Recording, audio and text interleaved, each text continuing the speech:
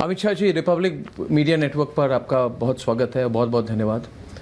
आज सारा दिन मैं आपके साथ ट्रैवल कर रहा था, बहुत कुछ देखा, आपकी रैलीज़ पे गया और एक तरह से समझने का मौका मिला किस तरह का रिस्पांस आ रहा है। तो अमित शाह जी, पहला सवाल ये है कि जो 400 पार की बात चल रही है, इसमें रियलिज्म कितना है और मैथमेटिक्स कितनी है इस बार? देखिए, कुल मिलाकर जिस प्रकार का रिस्पांस नरेंद्र मोदी जी के नेतृत्व को, उनके 10 साल के काम को और आने वाले 25 साल का देश के विकास का एजेंडा जो उन्होंने बनाया है, उसको देश की जनता प्रतिसाद दे रही है।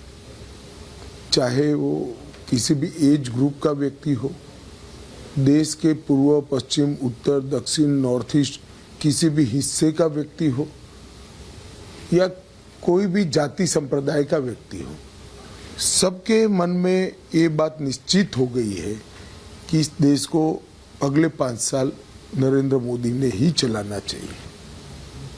क्योंकि इस 10 वर्ष के अंदर देश ने ढेर सारे संकटों का सामना किया, बड़ी स्वस्थता के साथ सामना किया और हर संकट से हम उभर कर बाहर आए।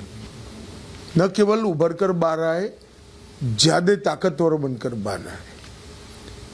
चाहे सीमा पर एग्रेशन हो, चाहे कोविड की महामारी हो, चाहे G20 के सम्मेलन की चैलेंज को 58 सेंटरों पर करने के बाद भी यशस्वी तरीके से पूरी दुनिया में दिल्ली डिक्लेरेशन का स्वागत करना हो, या 10 साल में देश के प्रधानमंत्री को 17 से ज्यादा देश के सर्वोच्च नागरिक सम्मान प्राप्त होने हो, गरीब कल्याण के मोर्चे पर 70 करोड़ गरीबों के जीवन में आशा जगानी हो, उनके जीवन स्तर को उठाना हो, उनको देश की इकोनॉमी के साथ जोड़ना हो, या युवाओं के लिए, विश्व भर के युवाओं के लिए स्पर्धा का एक मंच तैयार कर हमारे युवा को विश्व की स्पर्धा में खड़ा रहने की हिम्मत और बैकग्राउंड दोनों देना हो। हर क्षेत्र के अंदर इस 10 साल में भारी सफलता नरेंद्र मोदी जी के नेतृत्व को मिली है। हमने देश की इंटरनल और एक्सटर्नल दोनों सिक्योरिटीज को सुनिश्चित किया है, ढेर सारी समस्याओं को और हॉटस्पॉट को कूल डाउन, शांत करने में बड़ी सफलता प्राप्त की है और इसके साथ साथ देश की इकोनॉमी को भी 11वें नंबर से 5वें नंबर पर ले आना और तीसरे नंबर पर जाने का लक्ष्य तय करना, ये पूरे देशवासियों को न केवल आकर्षित करता है, मैं कहूँगा सम्मोहित करता है। और ये स्वप्न महान भारत का आज केवल एक नेता, एक पार्टी का स्वप्न नहीं रह गया, 130 करोड़ भारतीयों का स्वप्न बना है। मगर अगर ये सब बातें हैं, और ज़रूर है, इस पर कोई दो राय नहीं है, इलेक्शन के समय हिंदू मुस्लिम इश्यूज इतने क्यों आ रहे हैं? आप जहां जा रहे हैं, आप कह रहे हैं देश शरिया से चलेगा क्या? ये सवाल क्यों उठा रहे हैं आप? ये ज़रूरी क्यों है? क्योंकि ये बहुत महत्वपूर्ण है। देश की सबसे पुरानी पार्टी आज अपने इलेक्शन एजेंडा के अंदर इतिहास की घड़ी की सुइयों को उल्टा घुमाने की चेष्टा करती है। जब पूरी दुनिया पंथ निरपेक्षता की बात करती है, ये धर्म के आधार पर कानून लाने की बात करते हैं, क्या अर्णव जी ये मुद्दा आपको नहीं लगता कि देश की जनता को बताना चाहिए? ये चुनाव में मत निर्धारित करने के लिए बड़ा महत्वपूर्ण पक्ष है। कैसे चलेगा ये देश? ये देश शरिया के आधार पर अब नहीं चल सकता, वो जमाने गए। अब ये देश यूसीसी के आधार पर ही चलेगा। फोकस क्यों किया जाए इस पर? फोकस इलेक्शन के समय पर फिर तो नेगेटिव एजेंडा हो जाएगा। इलेक्शन के समय समय नहीं, हमेशा ये महत्व का मुद्दा है। ये देश का कानून क्या होगा, ये महत्वपूर्ण बात नहीं लगती क्या आपको? ये बहुत महत्वपूर्ण बात है। फिर तो कल आप कहोगे संविधान की भी क्यों चर्चा होनी है? नहीं, मैं तो चाहता हूं बातें हों, मगर फिर उल्टी साइड से भी उसी तरह की बातें होती हैं। क्या? जैसे तेजस्वी ने जो कहा, जो मैंने आपको पूछा कि तेजस्वी ने कहा, कहते खतरे में हिंदू नहीं है बल्कि प्रधानमंत्री की कुर्सी है।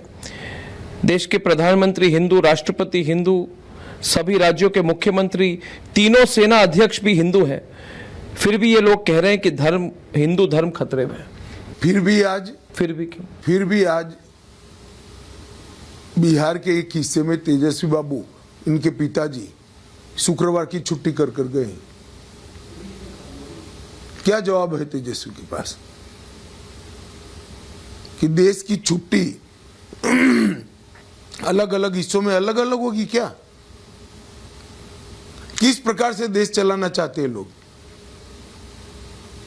इसीलिए सवाल उठते हैं। मगर ये सब इश्यूज कांग्रेस पार्टी कहती है डाइवर्जनरी टैक्टिक है, ये जरूरी मुद्दे नहीं है। पाकिस्तान का मुद्दा क्यों उठता है? पाकिस्तान का मुद्दा स्वाभाविक रूप से उठता है जब हमारे देश के चुनाव में पूरा पाकिस्तान लगभग एक मुश्त होकर ये कह रहा है कि राहुल गांधी को चुन लीजिए। हमें कोई आपत्ति नहीं, इनका वोट भी नहीं है, इनकी अपील का कोई प्रतिशत भी नहीं, मगर आपने ऐसा क्या किया कि पूरा पाकिस्तान आपका लट्टू हो गया है? वो तो देश की जनता सोचेगी ना अर्णव जी, जरूर सोचेगी और सोचना भी चाहिए। कांग्रेस पार्टी ने कहा है, और ये बहुत अब आज की खबर है, कांग्रेस पार्टी ने कहा है कि भारतीय जनता पार्टी ने ऐसे उम्मीदवार को सामने क्यों रखा है जिन्होंने अजमाल कसाब के खिलाफ झूठ बोला, जिन्होंने झूठ बोला कि अजमाल कसाब को बिरयानी दी जाती। कांग्रेस पार्टी का मैंने पहले भी एक इंटरव्यू में कहा है कि जिसका बुरा समय आता है प्रभु इसकी सबसे पहले मति हर लेता है। अजमल कसाब को फांसी किसने दिलाई? तो हमारे प्रत्याशी ने दिलाई। अब फांसी दिलाने की बात याद नहीं करते, फांसी दिलाने के लिए जो आर्ग्यूमेंट्स हुए होंगे इसकी बाल की खाल खींच लें। इनको मालूम ही नहीं है देश की जनता क्या चाहती है।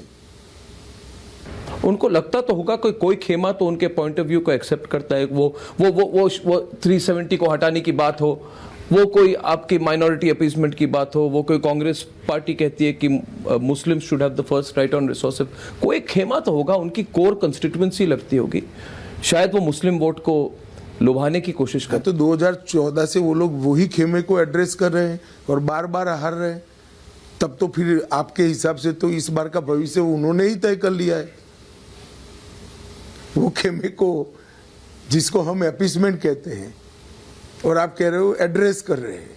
खैर शब्दों का चयन का सवाल है, तो करे ना। मगर जिस राज्य में हम अब हैं अमित शाह जी, बंगाल, जहां पे मुस्लिम वोट बैंक 30% से ज्यादा मानी जाती है, तो वहां पे यहाँ हिंदू मुस्लिम से भी ज्यादा सवाल है। यहाँ हिंदू मुसलमान का मुद्दा देश की सुरक्षा के साथ जुड़ गया है। ये बॉर्डर स्टेट है, रोज लाखों लोग घुसपैठ कर आते हैं और प्रशासन वोट बैंक बढ़ाने के लिए लाल जाजम बिछाकर इनका स्वागत कर रही है। वो कहते हैं आप रोकते क्यों नहीं? कर आते हैं, वो सिर्फ बंगाल में नहीं रहते, देश भर में जाते हैं, और बंगाल में भी रहते हैं तो वी आर कंसर्न, हमारे लिए चिंता का विषय है। कौन बम धमाके कर रहा है बंगाल में? कौन चुनावी हिंसा कर रहा है? क्यों सीएए का विरोध हो रहा है?